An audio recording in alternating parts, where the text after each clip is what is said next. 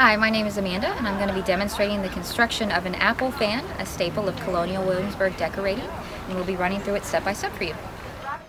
This is the base of the apple fan. You can see it's a board cut into a half moon shape with two hooks at the top so you can hang it, a small hook right here to wire the top of your pineapple, and then you stick the fruit on here. Alright, the first step in constructing an apple fan is getting some magnolia leaves. You can also use rhododendron if magnolia isn't available in your area. So you take it off the branch, and then I like to have a uniform size of leaves, and since they grow naturally on different sizes on different trees, what you do is you'll line it up and get it relatively close to the length of the other ones, and I like to notch them so they fit better in between the nails. So I'm just going to cut off the stem a little bit, notch around.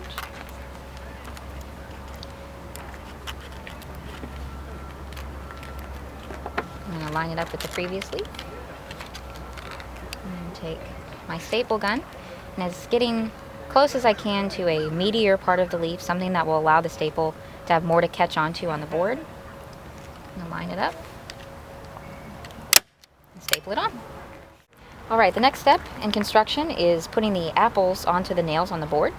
I've chosen to use Red Delicious apples today. One thing about these apples is that in the 18th century, apples didn't have this notching on the bottom. They were smooth, like this Granny Smith. Apples with this scalloped edge at the very bottom didn't come about until later in history. So if you choose to use Red Delicious apples that look like that on the bottom, you need to put them straight up and down. If you use apples that are round on the bottom, you can put them sideways. But I chose to use all Red Delicious.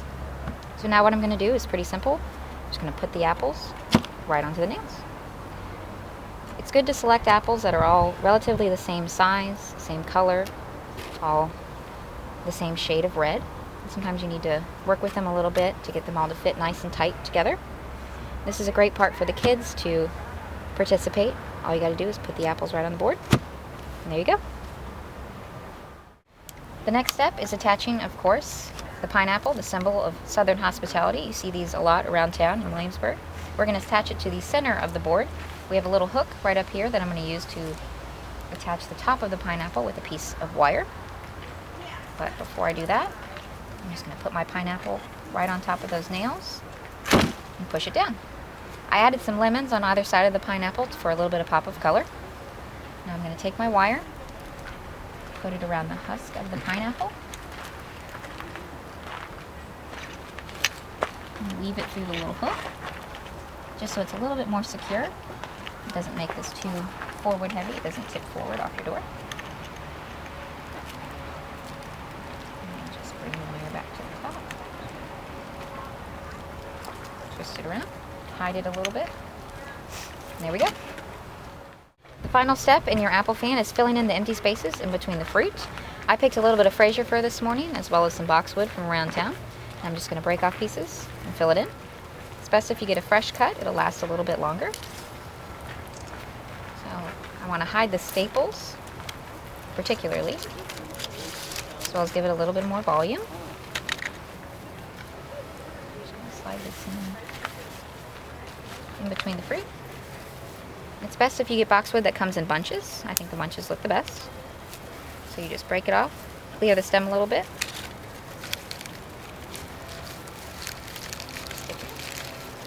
And do that all around the apple fan.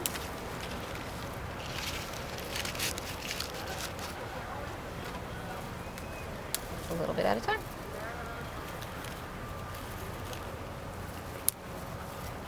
And this is one reason why you want to get apples that are all relatively the same size, so that way you have less to fill in. And once you have all the spaces in between the fruit filled in,